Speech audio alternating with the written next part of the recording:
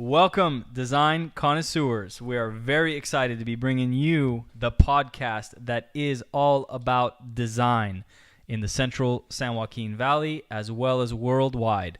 We are Desvgn, Desvgn, representing the valley. We are celebrating art, the art and design scene in California's Central Valley. I'm one of your hosts, Shant Yemenjian. I'm Richard Martinez. I'm Andres Diaz. And we have a very special artist to be featuring in our inaugural episode of this podcast. I'm going to let Richard tell you guys a little bit about what a wonderful artist we have here for you today. Yeah, so coming up is our pen and ink artist from Clovis, California. His name's Kirk Cruz. He does amazing work with only Sharpie and line. So stay tuned. Nice. Do we have any of his work on the website? Yeah, I can talk a little bit about the website in a bit. Cool. We'll check that out. All right, so fellas, we're here to talk about design. Design matters a lot to us. Do we want to cover a little bit about what's happening globally that's relevant to art, architecture, design? Let's do it. Yeah. So Been seeing a lot of stuff on the Lucasfilm Museum. I don't know if you guys have seen anything. I honestly haven't had a chance to read much about it. Is that something you guys have been paying attention to? yeah, I have. Beforehand, I told you about this, and I think it's really cool. I haven't looked into it yet either, but I did pull it up. So we could take a look. Let's check it out live. I haven't read much about it. So, what are your initial thoughts? Just looking at this image, and be honest, everything.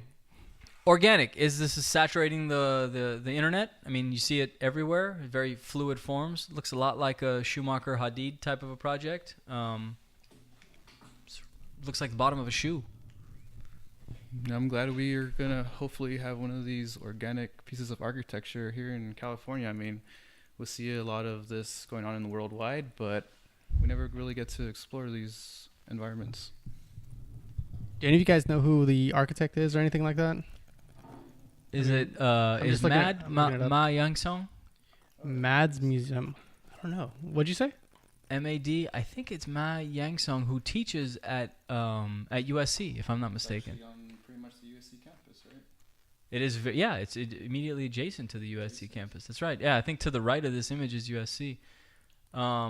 It's got the prototypical roof green, the green roof. That's for sure. We see that going on. Lucas is a little bit relevant to the central San Joaquin Valley, right? I mean, we got some. Didn't Lucas get his start here in Fresno? Didn't he do a couple films or something like that? Yeah. That was, I think, in Modesto, right? He was from Modesto, and he based American Graffiti. That's right, American Graffiti. That's right. That was filmed to take place in Modesto. just north. Yeah, I just got to say, this is a very LA building from what I know. I mean, Shant, you went to SciArc. I went to SciArc. Andres, you went to Las Vegas, correct? I went to UNLV, correct. SciArc is full of organic projects like this, and I don't know if it's an architectural aesthetic that they're trying to achieve there in LA or something, but the very curvilinear, organic, NURBS-based models are sort of everywhere around that school. So to see something actually being constructed with that aesthetic is quite nice. I think it really represents how far architecture's come in the university, and Right. I guess it may become an LA aesthetic, because I don't know if LA has an aesthetic. Right. I think LA prides itself on not having a defined aesthetic. You can't put LA in a box. But I think, and we've talked a little bit about this online, I think, putting aside all the kind of academic level discussions. I mean, we can talk about this for the next 2.5 hours. I'm not sure that our viewers are so interested in that, or our listeners are so interested in that. I think what's important is something that you touched on a little bit in the beginning, is that it gets people to say something about it. And really, to me, that's what good architecture is. It doesn't matter whether you like it or you don't like it. If it makes you talk about it, it's good. If it provokes conversation, it's good architecture. I mean, what are they doing there? Do you know what kind of work they're showing? It's a narrative museum or something like that, right? It's a museum, I think, dedicated to just Lucas's film creative work. And the only reason I know that is because about 6 or 8 months ago, when they had a competition when they were picking sites for this thing.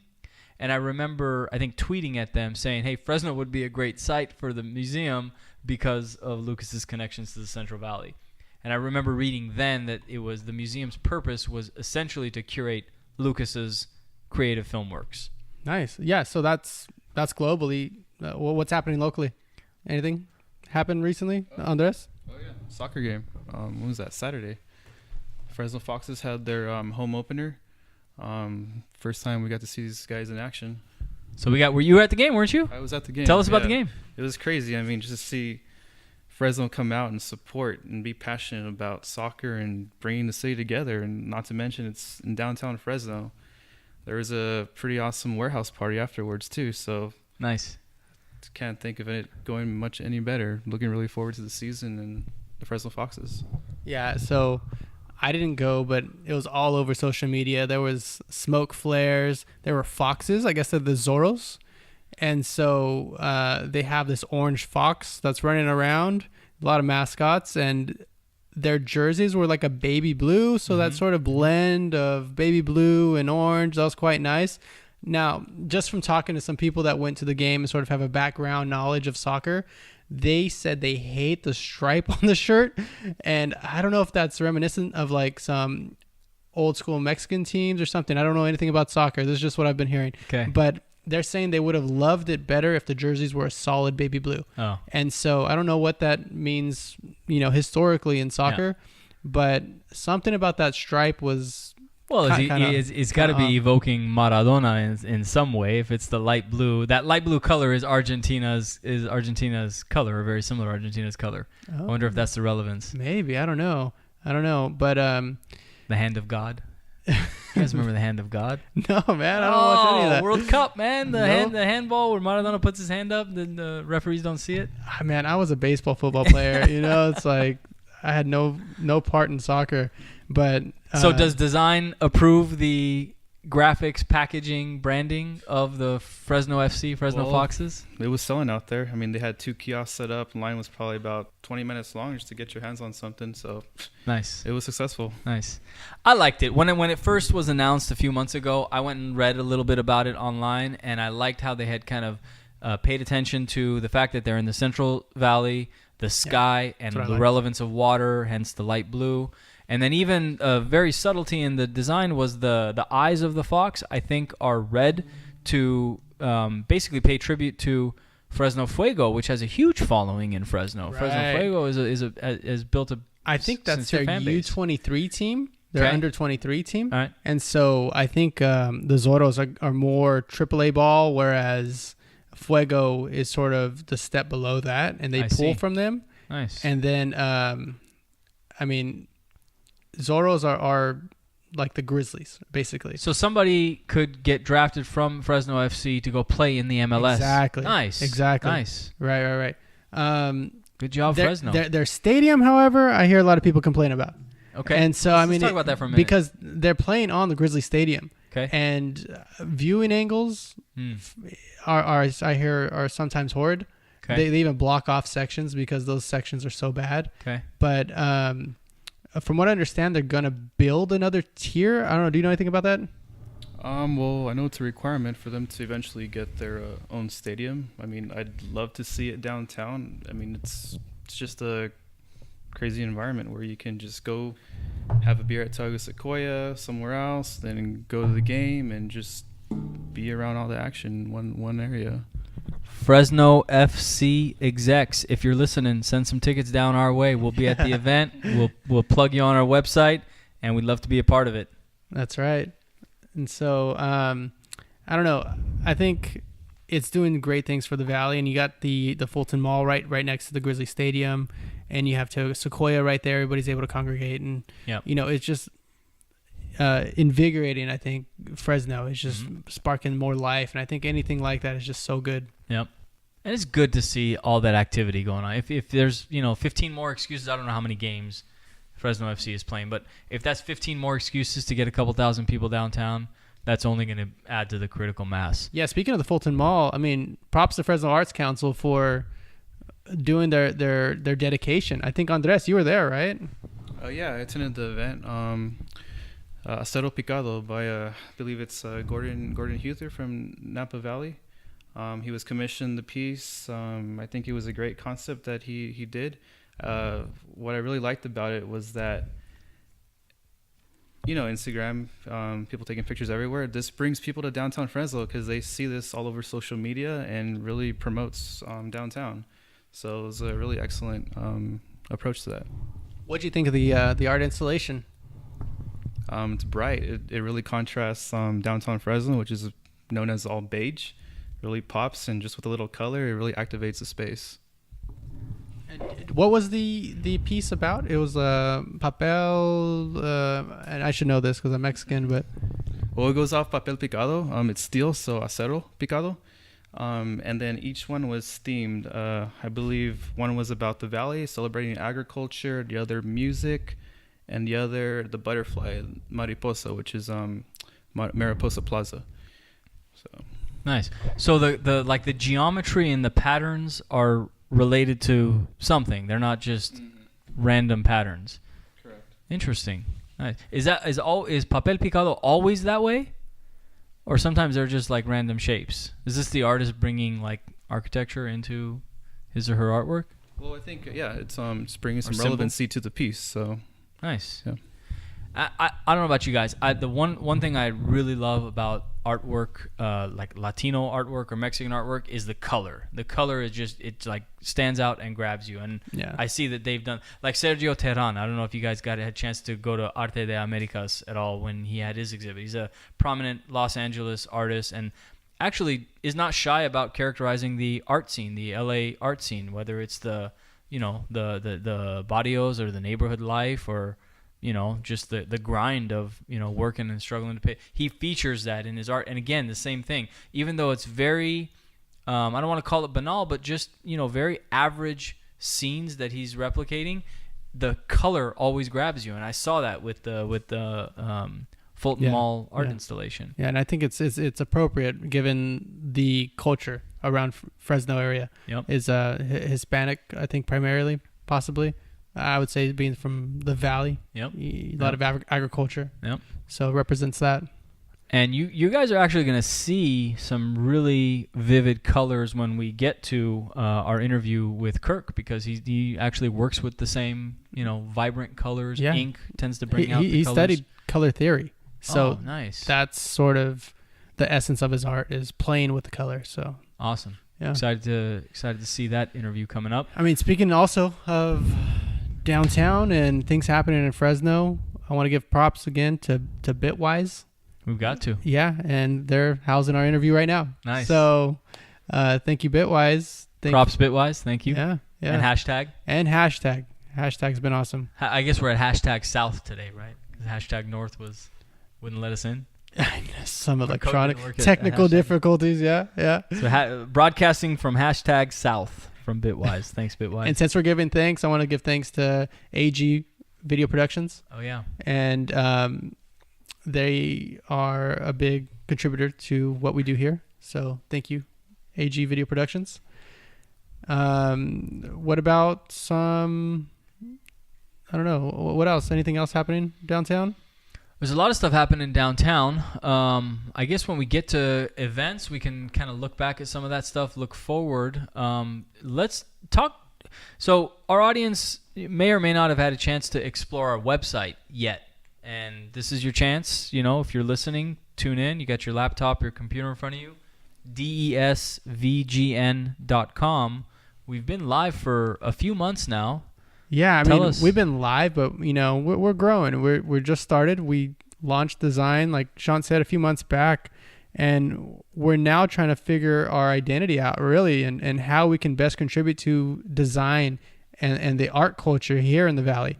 So I feel like we're finding our niche finally. We're finally catching our stride, so to say, with the podcast, with the website, video producing, and I think we're just having as many areas of exposure for art and design as we can. I feel like through educating, through making people aware of art and design, they'll begin to value it more. And I just think it's a knowledge issue almost, where maybe they just don't know what they can have. And so I think once people know what they can then they'll be more open to it. And when I say it, I mean art and design. So yeah, so we've launched Desvgn.com, Desvgn.com. The V stands for the Valley. And I mean, one of the more recent things we've done is started our own online art gallery where we're showcasing local Central California artists on our website, and we're actually helping them sell their art. We're featuring them through video interviews, and much like Kirk Cruz, through our podcast. Very nice. Very nice. So I think one thing that sort of weaves the four of us together is that ultimately, I think we all care a lot about people. We all care about people and their cultures. And it's probably through that lens of being interested in people and culture that we've even found architecture as our passion. And also now we've started this website. So I want to take that opportunity to remind people, our listeners and our viewers, that we want to know what's interesting to them ultimately. We want design to curate what is interesting to our viewers. We have we're going to bring Kirk, a very good artist, talented artist, into the studio to interview him here momentarily. But we want to know, what do you guys want us to feature? What's the type of art that you want design to cover in terms of its articles? Is there anybody out there in the central San Joaquin Valley or in California or in the Western United States that you guys want us to bring in here in studio? So let us know. Check out our website, as Richard mentioned. We're on Instagram. Yeah, Instagram at desvgn.sj. SJ is for San Joaquin. So desvgn.sj, and you could direct message us. We'll respond. And we're on Twitter. We're on Twitter, _DSVGN. So tweet at us, DM us, Instagram, Twitter, drop us an email on the web. I think all our email addresses are on the website. So check us out and let us know. Let us know what is relevant to you. So can we bring Kirk into studio to interview him now? And then we do some current events at the end? We could do that. Go ahead. Let's do that. Let's invite Kirk in. Kirk, how's it going? I'm doing great, thank you. Yeah, it's our first podcast. What do you think? I am quite impressed with all of this. This is more than I expected. So, yeah, you guys are doing awesome here. Okay, so Kirk Cruz, tell us a little bit about yourself, sir. Well, I'm here from Clovis. I am a family-owned tortilla manufacturer in Clovis, as well as an artist visually and an artist performing. I do musicals and operas, and I've done some dancing in the past, so I'm what you just call a general artist. I enjoy creating. So, yeah. So what was your first art show here in Fresno? Where did you show? What venue was it? It was at a gallery that her name is Valerie Green. She's a wonderful lady. She gave me the first opportunity to show at her gallery. It was called the Brush and Easel Gallery on Shaw in Fresno, and I showed it there, and I just had so much fun meeting all the people. And as a person that likes to get up on stage, it was just thrilling just to be noticed. And I enjoyed communicating and talking with the people. It was a highlight. And I kept finding more and more places to show and meet people and talk to people, and I just really found that exciting. And so the last show that I just finished doing was at the Clovis Art Hop, and this time when I did the exhibition, I actually had a table with a drawing that I printed out that was just the drawing, the outline of a tree, and I had a table there with Sharpie pens, and everybody had the chance to come in and do their own Sharpie pen drawing, from adults. I had kids. I mean, it was something that the folks there, they really liked, and everybody got to partake, and I got to talk to them and meet them. It was a really nice experience. So how does Clovis Art Hop compare? I'm not saying how does it rank, but how does it compare? What is different about Clovis Art Hop compared to Fresno's? Well, Clovis is just starting the Art Hop. I think this is their first year that Clovis has actually had an Art Hop. So that I'm their third artist to show there, and there are looking to get more and more venues along the way, but it's at a very early stage. And the Clovis Library, the Clovis Adult School, they're all getting in part with the Art Hop. The Clovis Adult, they put on a dance exhibition and ceramic displays and showing and pottery making and art. And so, it looks like they're really making a lot of effort towards getting the art out in Clovis. Yeah, I've really kind of seen Clovis really take on that art scene and start to embrace it. I'm part of this project with IdeaWorks and opening up their next location right in the Memorial District. So I really see Clovis joining the whole valley and representing what we do in art. So yes, there's a lot of support from the Clovis area to get the art out there among the adults, the adults that are looking to learn more about their skill in art, and the kids. Definitely the children are a focus at the Clovis Library, where they also do the art hop there. And I find it very, very exciting to see that libraries are really partaking.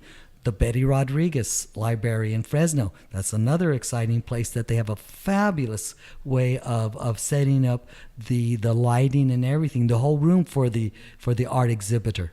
It's really, really, really nice to see. Have you exhibited outside of the valley? Yes, I have. I've done a couple of demos and exhibitions. Paso Robles, the studios on the park, they had me come and show my art there and speak about it to their members. I did a demo over at the Cambria Art and Wine Festival. And currently I am also doing up in Merced, the Merced Art Hop. I'll be doing a demo up there. Let's see, April 21st when they have their Art Hop.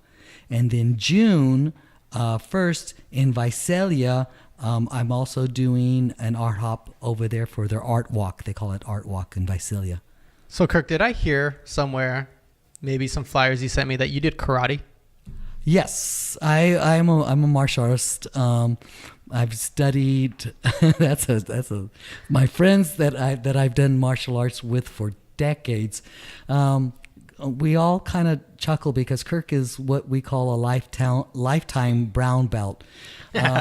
20 years and still never got a black belt. What is the entry level belt for those who don't know?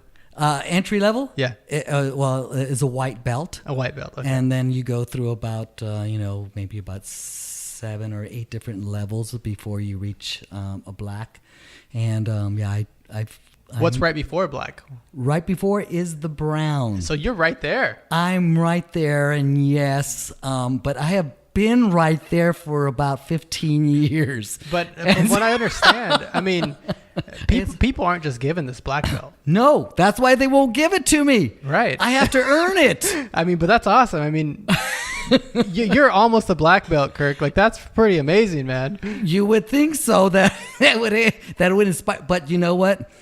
My friends that I have developed over the years in the martial arts, and it's particularly the Japanese karate style, I cherish really more than I do if I was to get a belt.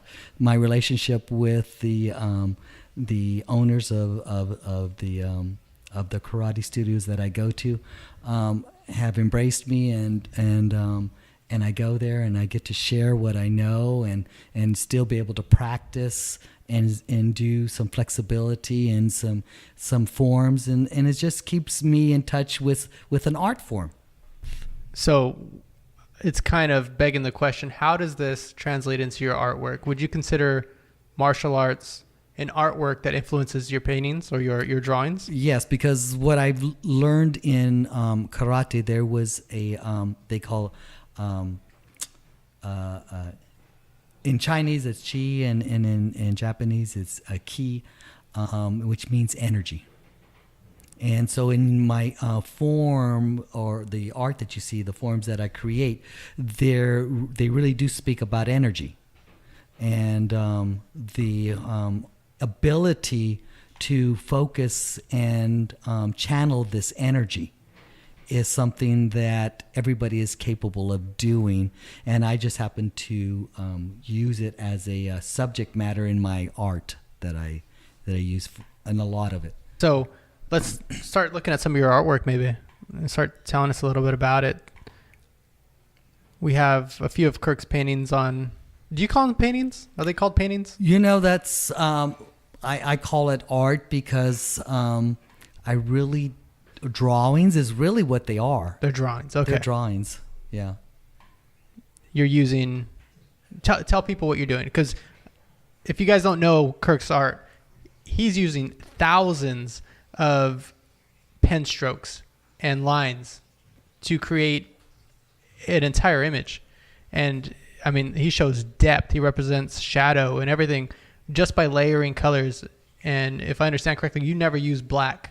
That's correct. I studied color theory a while back ago. Well, I was attending a college in South Lake Tahoe, and it was a study of color theory, the science of it, not so much focused on the art of it. And so when I went into the class, they gave us a big, thick book, and we were introduced to tile company students there and carpet company students, and I just realized that I had walked into a science class rather than an art class, and I was thinking in my mind, how do I get out of this class? But as I turned out, that class was probably one of the most valuable things that I ever took in retrospect to using it in art, was the study of light, or color theory in the world of science, of color theory, yes.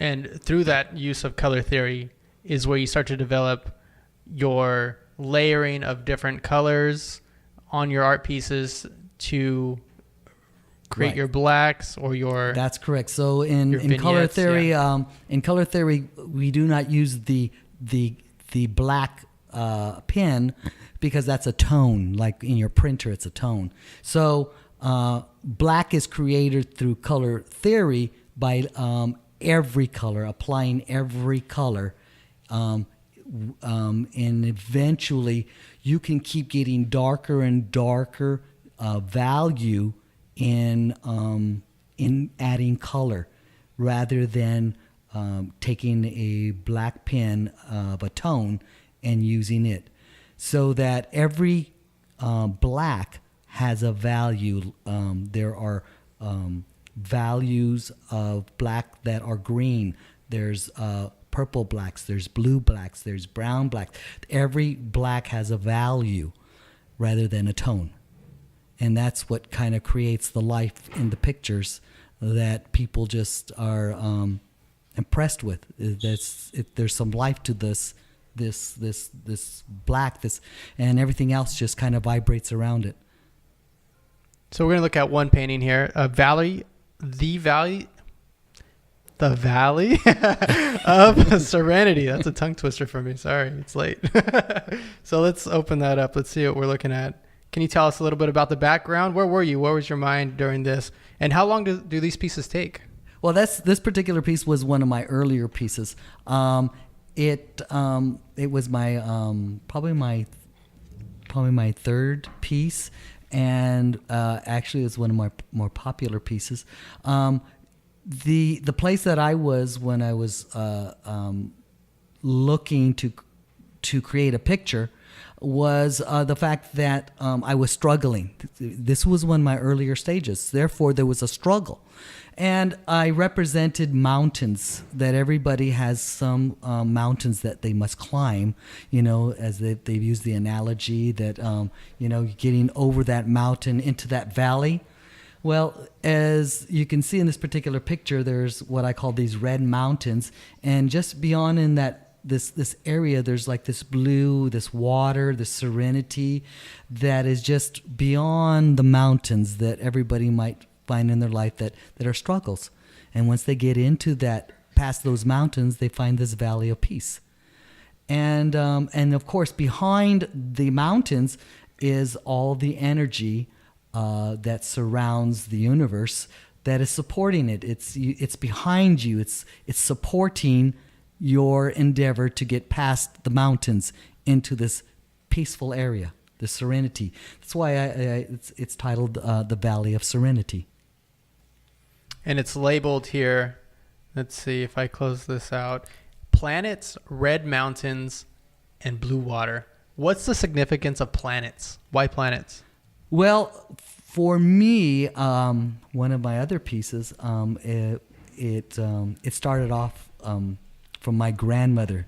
And my grandmother used to say when I was younger in Spanish, cada persona es un mundo. In translation, it's loosely translated as each person is a world unto themselves. And that's always by perspective. How you see the world is the world that you create. And so in this particular picture of these worlds, that's what I'm really referring to, is the fact that everybody has a world, and everybody's seeing the world through different eyes and different perspectives. And so, your mountains, in this particular case, your struggles are going to be different than mine or Andres or anybody else's. And so, but always behind you is the one entity that you can call God. You can call it the universe. You can call it whatever you want. It's the one entity that supports you, so that you know that you're not alone. You are supported going through whatever you're going to go through, because we're all going to go through it, because we're living, and we're all going to have experiences that will not always be pleasant. And those are the struggles sometimes we turn to that one almighty source that says, I need you now. I need that help. I need that clarity. I need that peace at this time. The serenity. I need that now, because we're going through whatever we're going through. Do you meditate? Yes, I do meditate. I have been practicing meditation for probably, I think it's like over 10 years. I took formal meditation from a wonderful lady named Diane Diamond. She's out of Fresno. And I've taken other classes of meditation just to get myself to understand it. I'm also a follower of, if you look at my Facebook, of people like Abraham Hicks. What's your Facebook for people? It's my art is called Kirk's Creative Art, and you'll find me on Facebook there. So I have some mentors that really I've been following. Louise Hay is another person that I've been following for years. Louise Hay. Okay, so I cut you off, but you were talking about Abraham Hicks. Yes. And how that's an influence in your life. Yes, Abraham Hicks. She's someone that I've went to and saw, and she speaks about the universe and the positive things that we can embrace and find joy even in times when we are struggling, even when we find those mountains that we can't quite get over, that there is a place of joy, and that was supposed to be our natural state, joy. So for myself, I just took on that, thinking positive, feeling positive, seeing things positive. Do I do it all the time? No, I do not. The world gets in my face, and I'll start noticing things, and then pretty soon I'm, okay, I just need to refocus back, or I'll go into meditation to clear out stuff. And the one thing that I do use it for, and it comes out perfectly, was developing this particular technique. In color theory, I would sit there and I would look at my pieces and I'd go, I don't know what to do with this next. I'm at a standstill like many artists. I don't know what to do with it next. So I give it a rest, and I may go meditate, and then all of a sudden, with the right time, oh, that's what it needs. It needs green because it's turning out too red. Oh, that's what, and all through my whole process, I've always gotten my solutions and my guidance through my meditation on what my next step was. And so that's basically how this technique was developed, was through the quietening of my mind, just simply staying in touch to what was being called gut feeling, intuition, your guidance, your own voice speaking. And it took me this far. So I was wondering, you mentioned struggle and not always having positive energy. Does that lead to maybe experimentation when you do not have that focus in your artwork? Or is it somewhere where you kind of retreat back, kind of find yourself again, and then kind of go for it once you discover an answer? Well, the latter part is correct. I'm supposed to kick back, let go, relax. Do I do it all the time? No. And I found out for myself that I'm to be a little more gentle with the fact that I'm not in that good feeling place at times. I'm human, and I'm gonna have these feelings of anger or disappointment or confusion or frustration and all those other things. That's part of the life that all of us are going to experience. And yet, when I finally recognize that I'm not in a good feeling place of frustration or confusion, then I go, okay, you know what? I think I better step back and just clear out some stuff. Then I'm back at like, okay, I'm a happy camper now. So that's like personal exploration and personal like growth, right? What about in your artwork? Is there experimentation in your art as well? Is there different techniques you're trying in those moments? Are there different ways or forms of expressing yourself? Or have you found this to be the one mode of expression that you go to?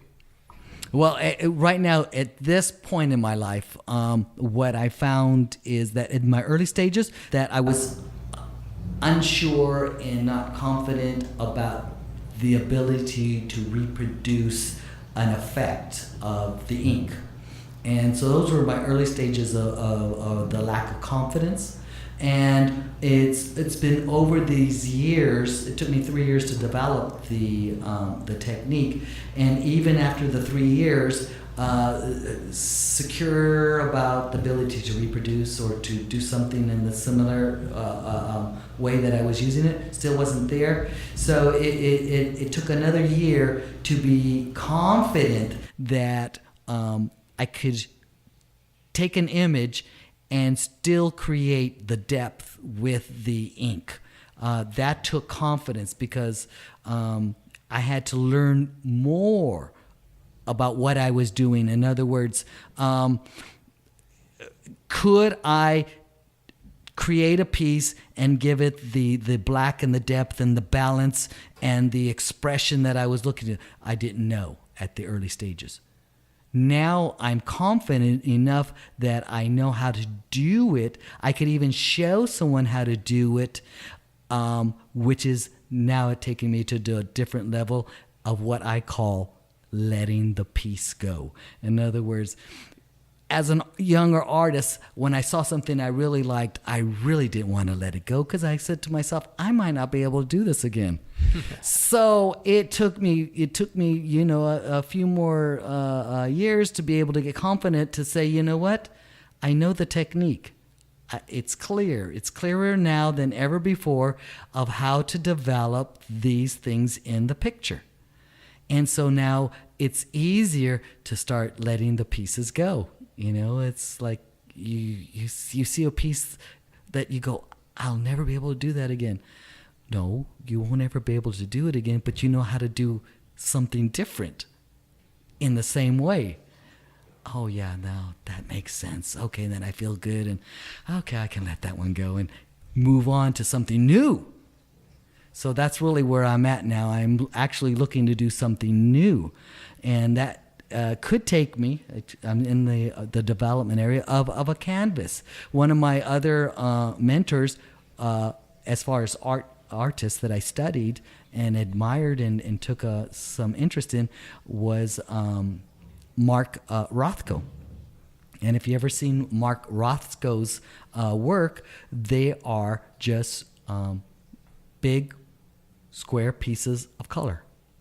And Mark Rothko was well known in the 50s for his huge pieces. So and it was just about color.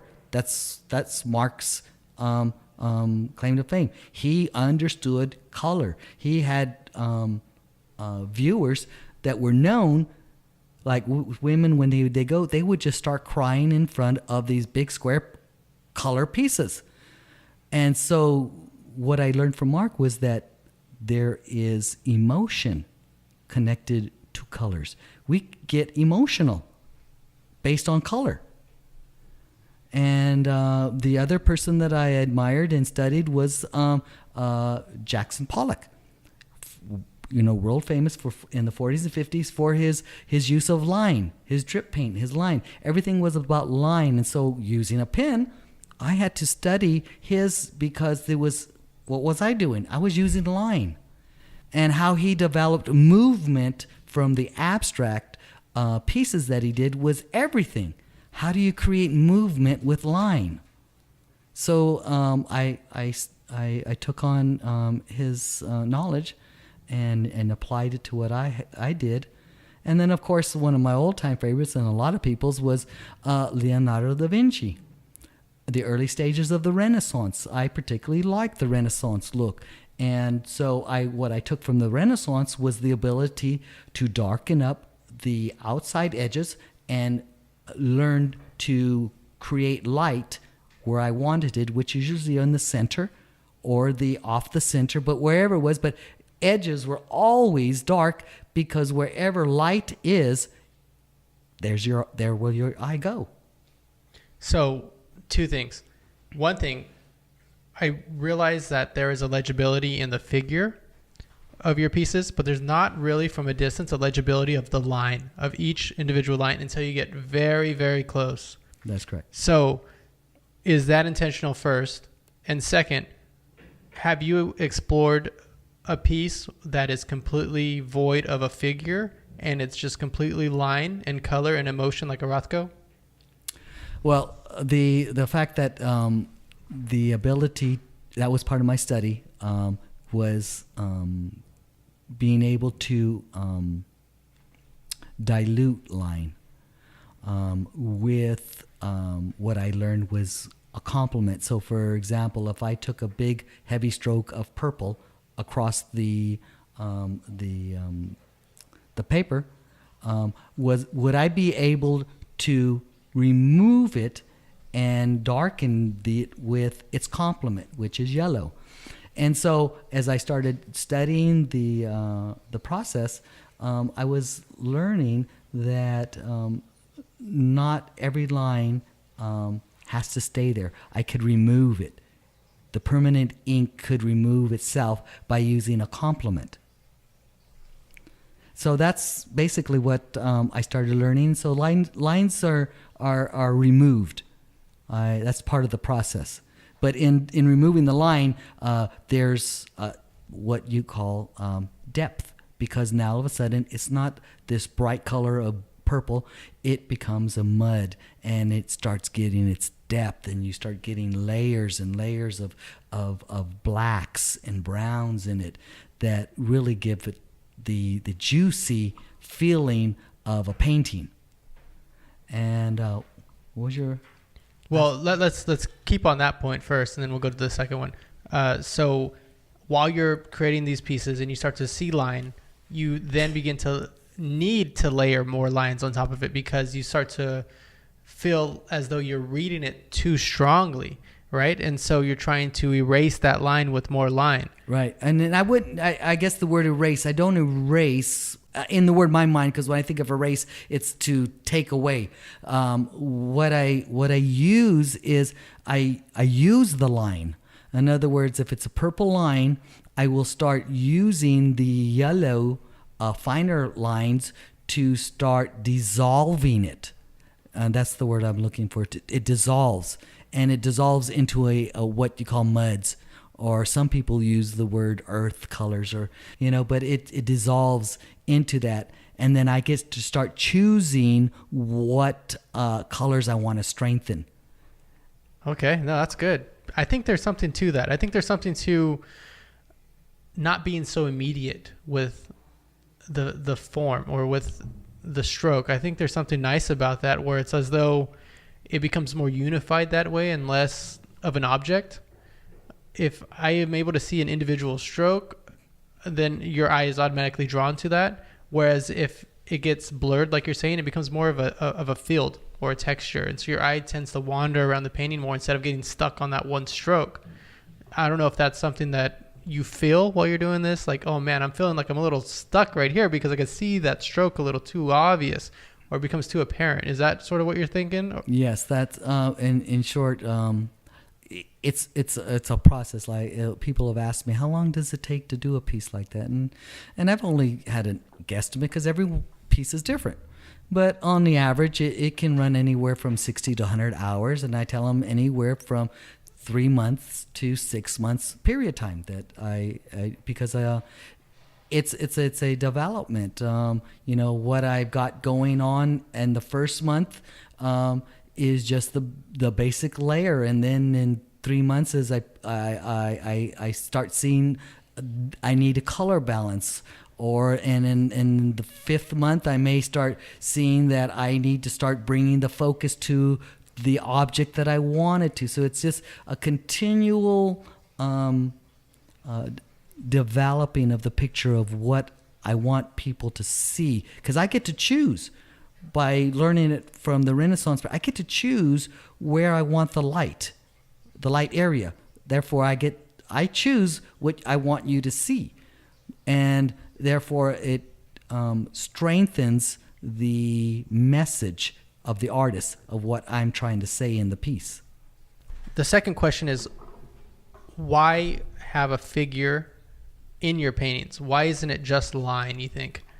Is the figure something that you need in order to push the artwork and to keep the message going and to keep the feeling tone going? You need those figures in there. Like I'm thinking Rothko, or I'm thinking some of the modernist art where it's pure color. Right. And I could see these paintings because each line is so intricate, and each, I zoom in and I could just spend 5 minutes just on one section, just looking at each layer and trying to decipher the colors that you're using to create that texture or that shade. And I know you're using purples and blues and pinks and whatever it is, they're complementaries and all that. And I don't even need the figures when I'm doing that sometimes, but I guess it just adds a second layer to it once there is a figure. Is that why they're there? Is that why the figure's in your art? The figure isn't, well... So I'm talking the planets, the puzzles. Okay, yeah. So one of the things that it also symbolizes in the planets and the figures that you're speaking about is called the circle. And in a lot of beliefs, the circle represents perfection. It's the whole. It represents the completion, the idea that it's complete. There's nothing needed. It's perfect. The circle. It's been viewed as complete. And so for me, putting circles just has a sense of completion. So that for me, it just says, yeah, this doesn't need anything more. Like when we look at the moon or we look at the sun, we don't go to ourselves, you know what, I think it needs a little of this or that. No, we don't. We don't wake up in the night or look at the full moon and go, it needs something. It's complete, and that's how I see putting circles in my art.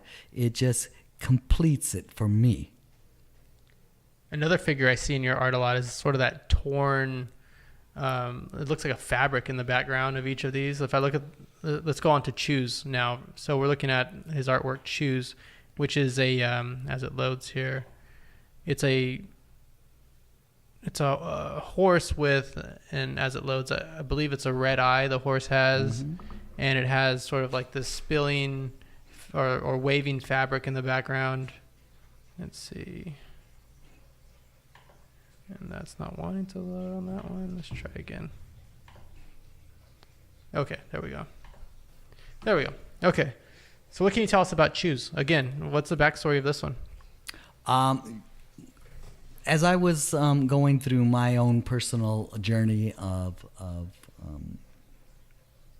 my perspective, in other words, my world, I started listening to some of the mentors, Abraham Hicks, Louise, about where my focus is. And everybody gets to choose where they want their focus at. And so the idea of good and bad, right and wrong, all came up to me. And in short, I started taking what I call figures or representations that I've seen throughout my life of what represents good and what represents bad. And so whenever I thought about wings, angels, these kind of figures, I started just generalizing and putting a circle with wings that this is complete, this is the good. And then what I've seen, and when I was a child, some of the scary things, the horses and the of the red eyes and the power behind it and all those fearful things. I just said, well, let me do something that's powerful because fear has a lot of power behind it. So I created an image of the horse, which always represents power, at least for me, and gave it the red eye. Of that, what we as young kids get scared of, And so the idea of where my eye is going is what I'm going to be focused on. So now it's my choice. I get to choose in my life whether I'm choosing to look at something that I feel is good and feels great and really, or I get to choose, there's my choice, I get to choose something that's a little more scary or a little more fearful or maybe something that looks angry, or I get to choose wherever my focus is. Nobody chooses it for me. Nobody says, hey, Kirk, look at that. And isn't that terrible? And just look, and I'm going, nobody's making me do that, no. Or nobody's saying, hey, Kirk, look at this beautiful sunset. Look at the beautiful clouds that are today are just floating over the house, the whole city in such a beautiful way, and the mountains in the early fog. I mean, nobody's telling me to do that. I get to choose to do that every day when I'm driving down the freeway. I get to look at it, or I can look at the traffic. And I can sit there and get frustrated and just, start thinking. I mean, sometimes you have to look at the traffic while you're driving, right? Right, you do. But then there's the choice. Okay. But does that say that there's two modes of seeing? Then maybe also. Absolutely. There's the beauty of it. If you ever been in a very heavy traffic and you can look at all the morning lights that are coming down the freeway, and if you really took that picture and you put it in a photograph and you say, oh my gosh, isn't that beautiful? Or you can sit there and you can look at the other end and going, dang, now but I'm stuck here in traffic. And it's just, what do you want to see? Right. So in that instance, that mode of seeing, is a quite literal seeing with your eye, very objective seeing the object. But then the second mode, and it's probably obvious by now, is a felt emotion. Yes. Right? Right. Okay. So, so absolutely. So this is a great representation of you telling yourself, what's that felt emotion you want to focus on? Yes. Yes. What is it? What do you want to choose to look at? Because it's both there. Yeah, it's here. The beauty And the horror is all around you. And yeah, we get to choose what we want to see. You know, do you want to look at solutions or do you want to look at problems? You know, because they're different. A solution is right there, it can be right there in front of you. Or you can just look at the problem because it'll be right there too. So then the last one we have here in this 3-part series we have on Desvgn.com is Puzzled. What can you tell us about Puzzled? As a meditator, I've learned that that solutions do come when I just simply quiet myself and listen to that, which everybody has, that voice that guides. And so this particular piece is just my representation of that the pieces to the world that I'm in. As you can see, there's a world.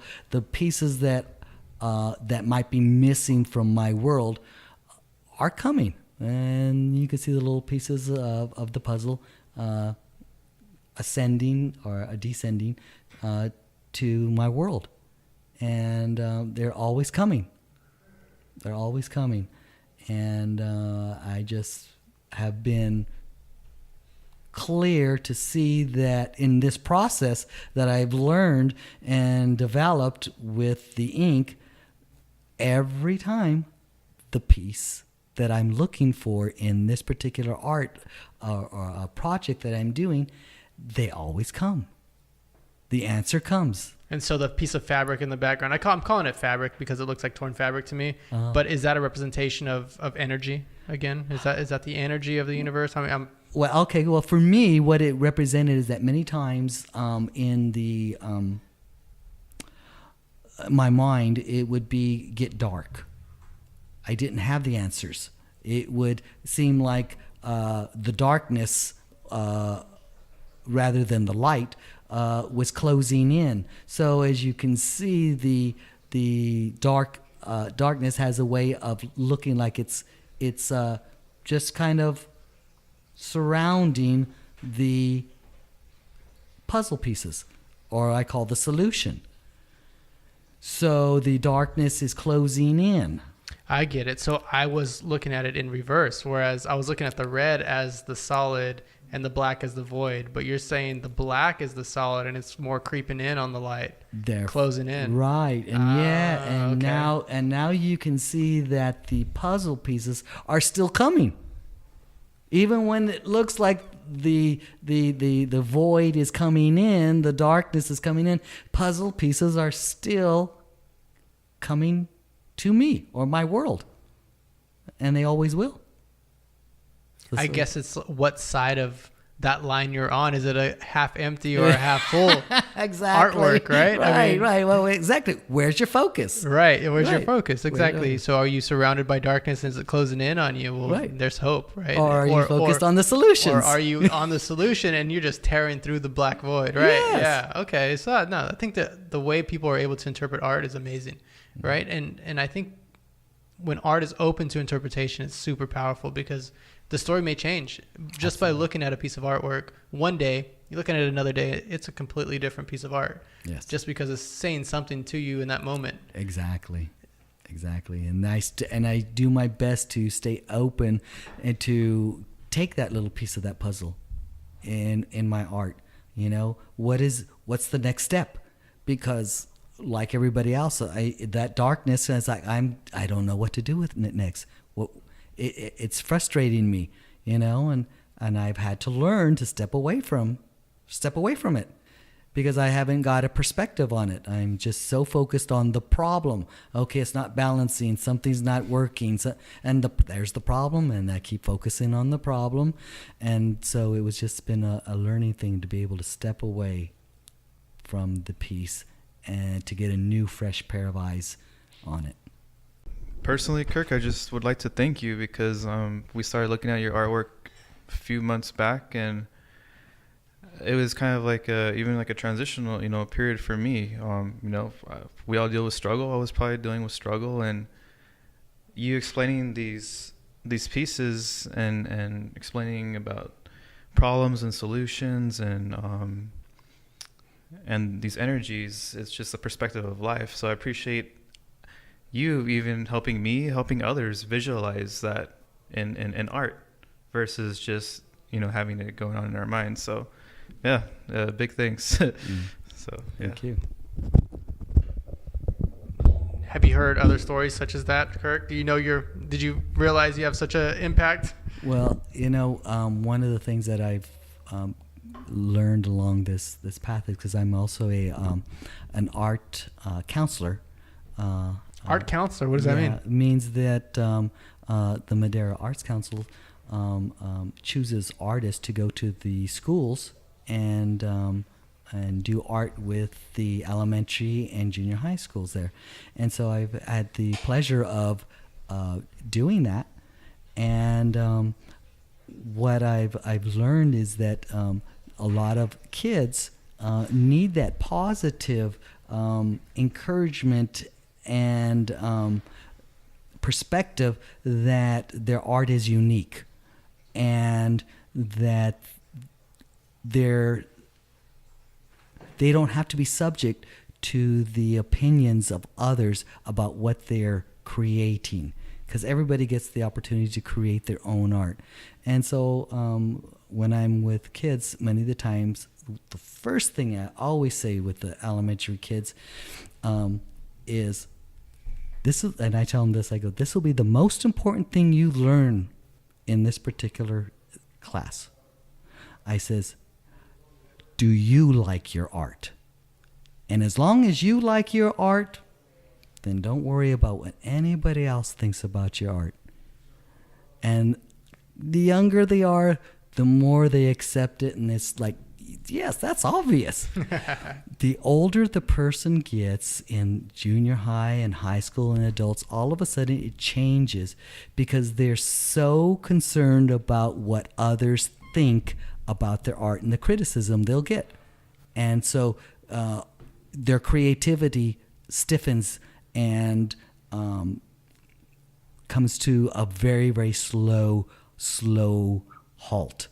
And then they find it more challenging to be happy with their art because they're looking for approval of their art.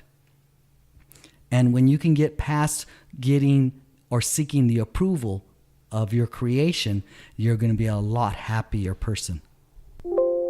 So that's kind of what I do when I go over there. I always encourage them to be happy with what they're creating, whatever it may be, because everybody creates differently. Everybody's unique. And I express that to them, that they're special, and and sometimes I crack up because I'll show them a Jackson Pollock, and I says, now, what would your father or your mother say about Jackson Pollocks? They probably would say, oh, I could do that, my kids could do that. And I keep telling the kids, no, they couldn't. They couldn't do that, because abstract is about movement. It's about the energy that the lines and the creative picture is showing. It's a more of a picture of the thing that we can't see, as compared to what they might be looking to see as art, as a landscape or a car or something they can identify. But abstract is something that's totally energy. So that's what I kind of tell them. They totally get it. The younger they are, they just accept it more easily. Yeah, you got to have eyes like a child, right? Absolutely. Absolutely. They teach me a lot. The kids that are there, they teach me a lot. No, I appreciate that you went into the abstract and sort of gave a definition for the abstract. I think that's something a lot of people struggle with, is what is that mess, right? I think if you have something that is void of meaning and it's pure abstraction, then it looks just chaotic, right? And I think the fact that there is meaning and abstraction in those pieces makes you want to search for it, right? And I mean, on the opposite hand, if you have something that's just pure definition and meaning, then it lacks interestingness, right? And so the abstract, I think, in art is very interesting, but it's also full of meaning, like you said. Absolutely. If for example, my pieces, as you said to a few minutes ago, when you look at a particular area, you probably will see a Pollock because it's just pure line. And there are colors mixing and everything, and yet when you pull back and it becomes in a form that you can comprehend, you look at it and you go, well, there's this movement. I don't know why. Well, because it's at such a small, unnoticeable level to the eye that it's abstract. So I'm going to tell a horrible story, but it ends okay. So we were out at a park, and my daughter, she was like 1.5 at the time, had fallen down, and she was crying a little bit, and I look at her hands, and she had mud on her hands, and so I go to brush the mud off, but the mud looked weird, and so I brushed off the mud. Tons of ants were on her hands, and so the ants were so dense and so thick on her hands, it looked like mud. Right? And it didn't look like regular mud. Like you said, your artworks, they have this movement. And I said it ends okay. She was fine. Put some hydrocortisone on her and, got some antibiotic ointment. She was good to go. She was so young, she didn't really notice. She went back to playing. But and so anyways, your pieces are like that to me, where it's the lines, like you said, it has sort of this radiating to it, this vibrating to it, and it has this energy to it. And it's because, I guess that's the significance of having the figure. It has an immediate reading, just like a very obvious reading almost in the beginning. But because it has sort of that odd feeling to it, that vibrating to it, it makes me want to look closer at it. And as you look closer at it, you begin to read the line, and you begin to see the depth and the workmanship and the craftsmanship of the work. And I think that's what's super significant is that duality of, it's a form, but look closer, you'll see that there's a lot more depth than what you see immediately. Absolutely. That's what I enjoy about doing it, is creating that depth that is, as in the very beginning, I used to take out my pieces because I didn't understand the ink. I take it out to the sun, and I'd look at underneath the sun rather than the light that would be in the house. And when I took it out to the sun, oh my gosh, the reading that I got from it in the sun was totally different under what I call the lights that were in the house. It just popped. And so that was my first study. I said, there's little dots of red and purple and green and all. And I just, then I took it in the house and it all blended together. So it was another level of learning this particular technique in what ink did. And it was like looking at pixels on TV. Have you seen the pixels on TV where you see red dots, green? That's what I started looking at as I saw it under the sun, and I went. And then when you step back from the TV, it all becomes one form, and that's what was happening to my pieces. Oh, sure, yeah, I can see that. Yeah. Very good. Well, Kirk, how can people get a hold of you? They can look at me up and Kirk's Creative Art, and they can also go to desvgn.com, desvgn.com, or follow. Kirk has a few works on our Instagram as well. But do you have an Instagram? Not yet. Not yet. Are you slowly moving into the social world? You guys are encouraging me, and I appreciate it. Good. All right, Kirk. We'll wrap up. Andres, thank you so much. Bye-bye, everybody. Thanks, Richard, for interviewing Kirk. Yeah, that was fun. That was a good time. Kirk is a very knowledgeable man. He was really passionate about art, and he's really helped us out. So, Kirk, props, man. Thank you so much. And his artwork is being featured on our virtual gallery now on our website. So check out Kirk's work, Kirk Cruz, on desvgn.com. Can we do a quick look back at relevant events and look forward at what's coming up? Andres, Richard? Yeah, go ahead. Yeah, so we attended the screening of Columbus. It's a movie based on Columbus, Indiana. Pretty much an architecture mecca in the middle of nowhere. I think what was relevant was that me coming from the Central Valley, a lot of us are retained here by family. We go off, we go study architecture, and we came back. And there's always this letting go and learning more and coming back to where you're from and helping this place progress. So it was really relevant to me in the storyline. Is it a documentary film? It was not a documentary film, but yeah, it was fiction. Yeah, it was fiction. But Andres, didn't you have an opportunity to talk to the director or to hang out with them and stuff like that? It was actually the producer, Andrew Miano. So it was we're invited by the host, Darden Architects, and Cineculture, Mary Hussein, to have just a meet and greet and chat with the producer. He's involved with a lot of films, some that you may know.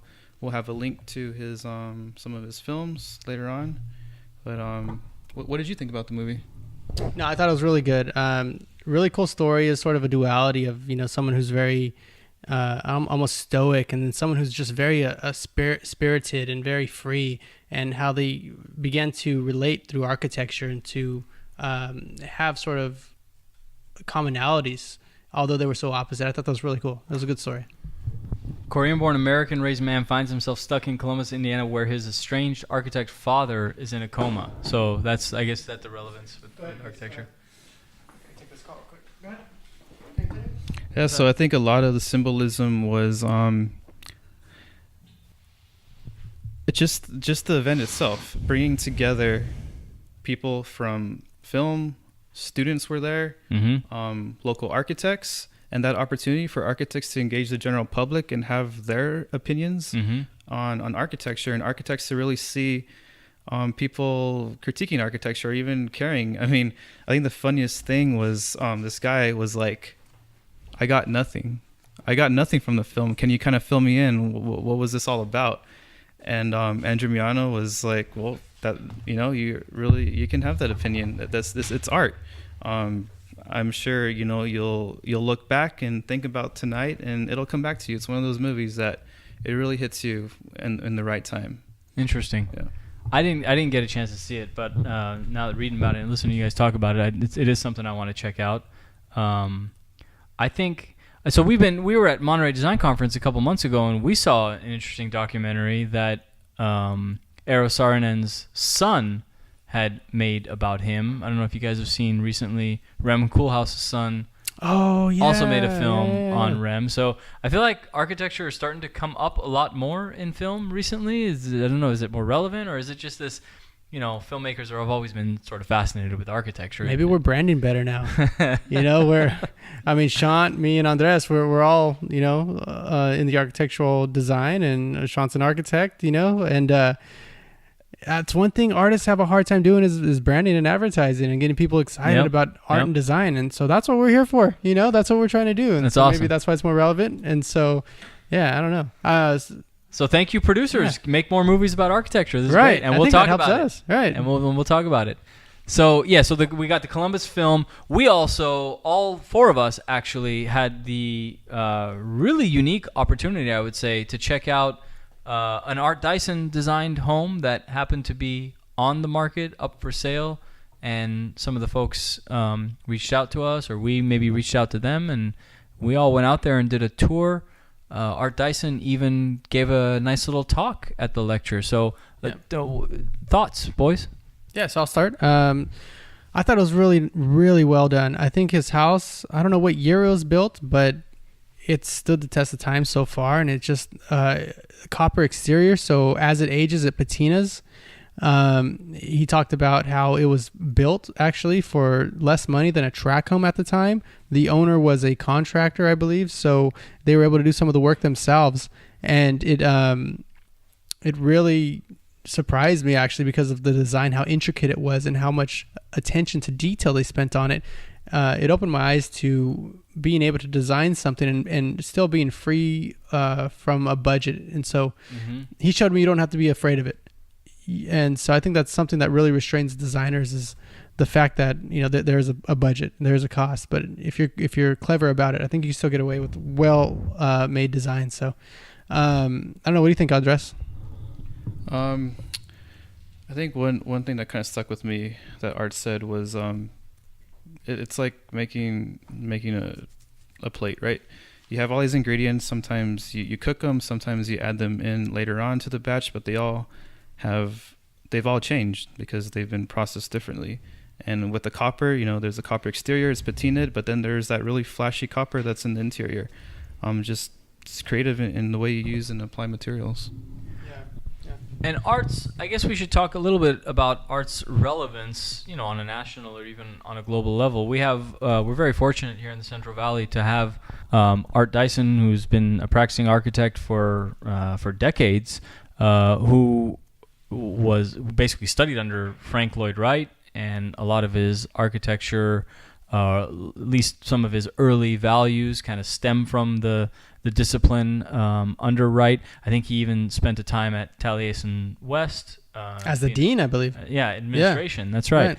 So maybe let's talk a little bit about that, because I think despite the fact that art kind of came from the Frank Lloyd Wright tree, as it were, a lot of his work has evolved a lot like how John Lautner's work has evolved, who also was a disciple of Frank Lloyd Wright's. You can't look at Lautner's work or Art Dyson's work, a majority of it, and point directly to the Usonian style or anything that Wright did in his career. Except this Woods home, I do see a lot of Wright in it. So that I appreciated that actually quite a bit, because Art has, you know, sort of diverted from that and has made his own architecture, which is beautiful and something to talk about. And he's got some wonderful projects both here in the Central Valley and elsewhere. But since we're talking about the Woods home, I see Wright in this home. I see the organic shape blending in with the context. Right. So maybe touch on that for a minute. Well, the site, and we have a video of this on design.com. That's as right. well. Viewers should check that out. Desvgn.com. We have a sort of a trailer of this tour. Check it out. And we toured, Andres, Shantan, and myself. One thing that I really appreciated was the fact that Art took a site that was unbuildable, and by unbuildable I meant there were so many boulders on that site, and the site was below grade from the surrounding sites around it, so we know water would drain to it. And so instead of moving all the boulders, much like Frank Lloyd Wright does, he incorporated nature into the building. So not a single boulder was moved or added to that site. He built right on top of the site. And so in the kitchen there was a huge boulder, and cantilevered off of that was 2 countertops, and within that boulder was a bored hole, and that hole was from Native American grinding stones. And so he incorporated this historical element into this more contemporary looking kitchen. So the genius to do something like that, I think, is admirable. Yeah, that was good. And that's a cool. I'm sure you guys, have seen this with, some of the wonderful professors that we've had, or the folks that we work for, that we're fortunate to work with. You see that with the good architects. You see architects who will take what, some people would say is a constraint, and will, kind of throw their hands in there and say, "Oh, forget it." But the great ones will actually turn that constraint into a virtue or a design opportunity. And I think that's reminiscent of the Valley in general. I think being able to see what's right in front of you and do something beautiful with it, that's amazing. That's art. That's architecture. So that was fun, and I hope we do more of those home tours. So again, if you're out there anywhere within a 4 or 5 hour drive of us, it doesn't have to be Fresno. It could be Los Angeles. It could be San Francisco. Let us know if you want us to come out. We'll bring our camera crew. We'll bring our eyes and our thoughts, and we'll be happy to feature some of the other architecture in and around, I guess, California. So we talked about Columbus. We talked about the Woods Home Tour. Let's talk a little bit about, we do want to focus with design a little bit on academia and student work. So Richard, you had the opportunity to host some Cal Poly students, architecture students. What were they doing here in Central Valley? We have an office in Fresno, and so Darden Architects is a host for some of the Cal Poly students. They gave a critique there. So Cal Poly had a class which had downtown Fresno as their site location. This is an architecture studio? This is an architecture studio. Nice. Right. And so they had groups of 2 students, and the whole class was divided up into 2, and they each had their own unique project. So you had some projects that were preschools. You had some that were clothing stores and manufacturing.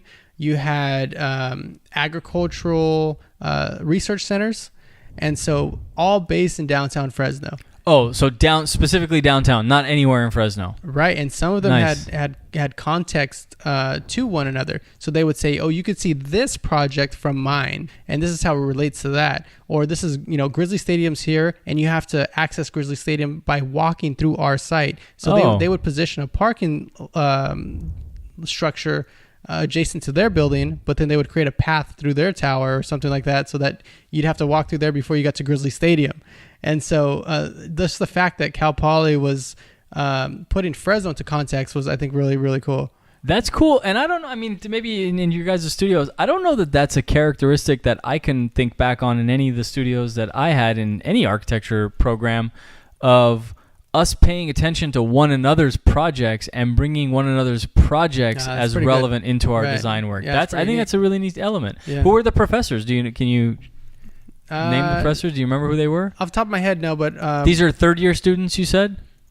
Third year students. at Cal Poly. All right. So whoever's running that program is doing a great job. I know some people at my work went to Cal Poly and had that instructor for their class. Oh, so the instructor's been there a while. Yeah. Nice. And so it was a good time. We love to see that, right? At Design, and the 3 of us, we love to see, the Fresno being the focus of other studios. It's happened. In fact, I was a part of a jury at USC in the graduate school, the landscape architecture program, the architecture program, for 2 consecutive semesters last year.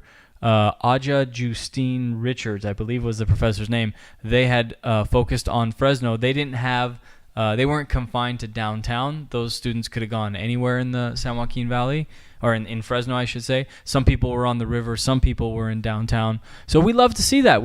Because Fresno, we always say this around the table ourselves, is Fresno is an opportunity for architecture to kind of dig its fingers in and do something. We saw the Lucas Museum. I think we would all love to see a building like that, or buildings like that. There are many opportunities in Fresno. So we love to see professors and academic schools that have architecture programs choosing Fresno as the site, because if students are starting to pay attention to it as they move on in their careers, people are going to think, oh, I remember Fresno. There's an opportunity to do a project there. So, and just so our viewers know, we do have a student section on our website, desvgn.com, desvgn.com, which showcases architecture from students from the San Joaquin Valley and projects about the San Joaquin Valley. There you go. So hopefully we see some projects from Cal Poly funnel in to our site, and we get to showcase some of them. So we'll be reaching out to them to get some of that student work up on the site. And if you're out there and you're from Fresno, if you're a Fresno alum, whether you spent 15, 20 years here or 2 years here, if you're out there and you're doing art, design, film, creative work, theater, let us know. We'd love to feature you, and we'd love to feature your work. So reach out to us on the website. Okay, so that's kind of looking back. Let's look forward a little bit. We have Andres, you've been in conversation with the Downtown Partnership. Tell us a little bit about what that's about. Correct. So last week we were approached by Downtown Fresno Partnership, and so they're doing a parklet project alongside with IdeaWorks. It's a parklet that's going to be displayed in the Clovis Taking It to the Streets Festival. That will be on May 12th. We'll install it there, and then eventually it'll make its way down to downtown Fresno and be a permanent parklet somewhere.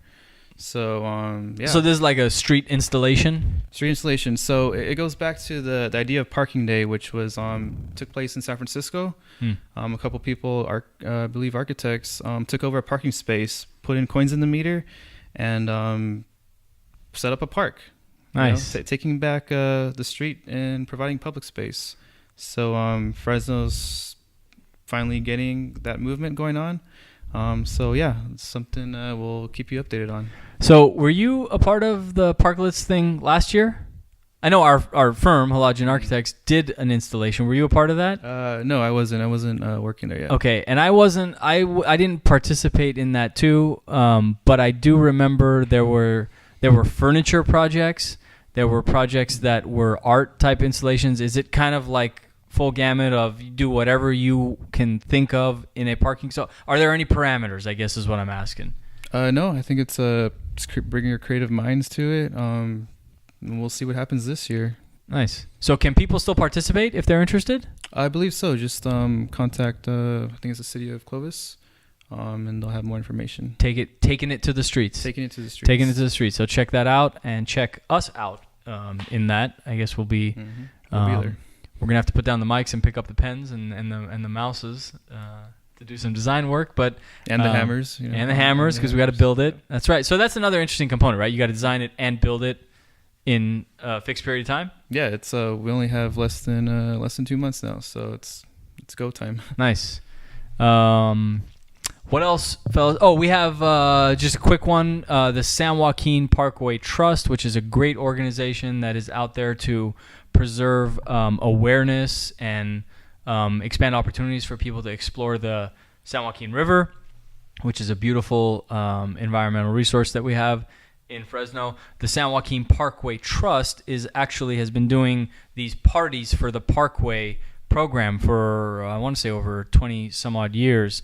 And one of the events coming up this year that we're going to be involved in is we're hosting a architectural walking tour of downtown Clovis. That's coming up in April. We'll tell you about it a little bit more on the next podcast. Anything else, fellas, on upcoming events that we want our viewers to know about? Yeah, we have a Art Hop coming up, and I think that's a local event that for those of you who aren't from the area, you should know about. Art Hop is located downtown Fresno, and I believe Clovis has an Art Hop now, and also in the Tower District. I believe there's Art Hop there as well. So Art Hop is a local event where venues are opening their doors to artists, and artists can showcase their work there.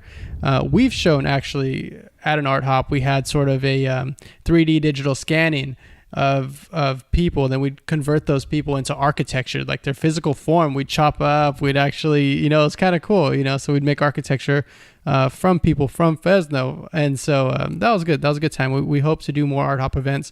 I think we're going to have another Art Hop event coming up soon to showcase Kirk Cruz's art. So that's the first Thursday of every month, and I believe the last Thursday of every month as well. So yeah, that's coming up. So thank you. First of all, thank you to Kirk for coming in and sharing his artwork with us, sharing a little bit about his own personal life with us and his process. That was fascinating. I hope you guys enjoyed our first episode. Just a quick reminder, check us out on the web at desvgn.com. That's DESVGN, V for Valley, DESVGN.com. Check us on social, Instagram at DESVGN. Twitter is _DESVGN. So check us out. Talk to us. Let us know what you want us to feature. We want to know what's relevant to you so that we can start covering content that's relevant to our viewers. And thank you to Richard and Andres for taking the time out. Thank you to AG Video and Photography for taking their time out and lending us their crew and their skills. And we hope you tune in next time for podcast episode number 2.